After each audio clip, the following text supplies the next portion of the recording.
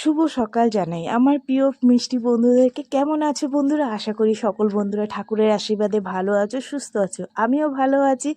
আজ হলো শনিবার, সকাল সকাল উঠে পড়েছি। উঠে দেখো আমি আমার বাড়িঘর ধোয়ায় ব্যস্ত, কারণ হচ্ছে আজকে শনিবার, তো আজকে আমি একটু বড় ঠাকুরের পুজো দেবো। পুজোটা অনেক দিন ধরেই দেবো দেবো করছি, দিতে আর পাচ্ছিলাম না। তো আজ আমার মতিগতি হয়েছে যে আজ দেবই।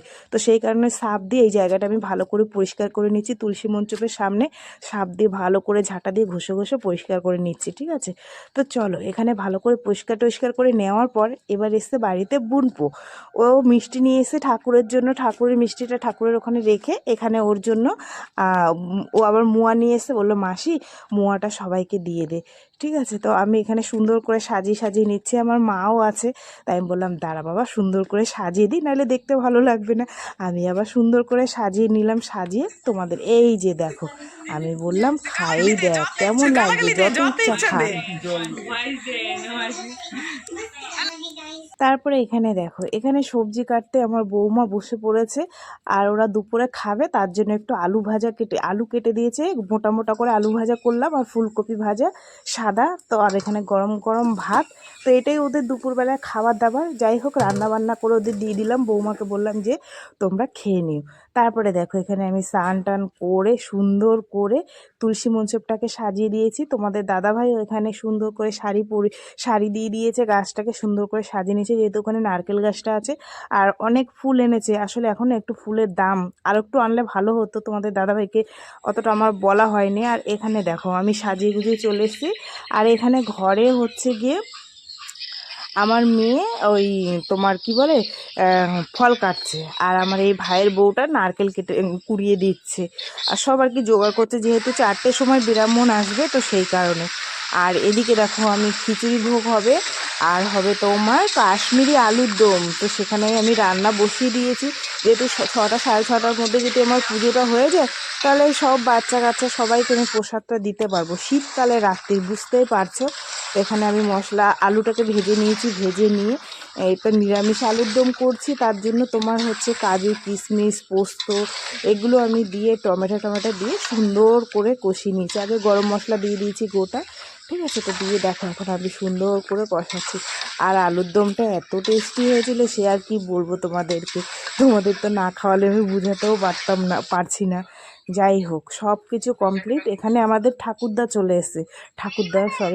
মশাই চলে এসছে, ঠিক আছে? তো আমি সব গুছিয়ে গাছিয়ে দিয়েছি। আমার এই ভাইয়ের বউটা আমাকে অনেক হেল্প করেছে, যেহেতু আমি রান্নার দিকে ছিলাম। আর ও পুরো ঠাকুরের দিকটা ও দেখেছে, ও সব গুছিয়ে গাছিয়ে দিচ্ছিল। আমি আবার এখানে দেখো তরকারিতে হচ্ছে জল দিয়ে দিয়েছি আলুর তরকারিটায়। আর একটু নাড়া দিচ্ছি যাতে নিচ থেকে ধরে না যায়, কারণ হচ্ছে বড় উনুন গ্যাসে বসানো, তো নিচ থেকে ধরে গেলে ব্যাপারটা একদম বাজে হয়ে যাবে, খেতে পারবে না। তারপরে তরকারি বসিয়ে দিই। আমি এখানে এসে কলে মুগ ডাল ধুতে, এত পরিমাণে মুগ ডালের মধ্যে নোংরা, সে তোমাদের কি বলবো। যাই হোক, আমি ডাল ধুয়ে চলে এসছি। আবার এখানে দেখো আমার ভাইয়ের বউটা হচ্ছে গিয়ে সিন্নি প্রসাদ তৈরি করছে, মানে এটা অল্প করে হচ্ছে, যেহেতু আমাদের আবার পরে আলাদা হবে। তো এটা আগে নারায়ণের ভোগের জন্য তৈরি হচ্ছে, তো ওই ভাইয়ের বউটা এটা রেডি করছে। তো সব গুছিয়ে গাছিয়ে দিয়েছে। এখানে ঠাকুর মশাই বসেও পড়েছে পুজোয়, সন্ধে হয়েও গেছে।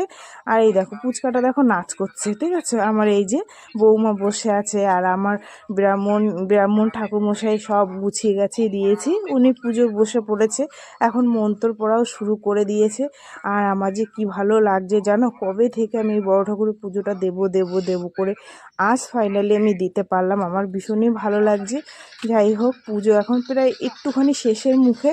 তো ঠাকুরমশাইকে আমি একটু চা দিলাম, লিকার চা, ঠিক আছে? আর আমরা ওই ভাগনা বৌমা এসছে, বৌমাকে দিলাম, সবাইকে দিলাম, আমি একটুখানি নিলাম। পুজো কমপ্লিট। এইবার সবাইকে প্রসাদ দেওয়া হবে। আমার ছেলের বউ এসছে আবার, আর একজন, সে প্রসাদ ওই যে রেডি করছে। আমার এই ভাইয়ের বউটা দেখো না সিন্নি প্রসাদ মাখছে। ও যে আমার কত উপকার করেছে, আমি একা একা পারছিলাম না, জানো তো। তারপরে এই যে দেখো সবাইকে প্রসাদ দেওয়া হচ্ছে, সবাই এসছে ঠাকুরের আশীর্বাদে।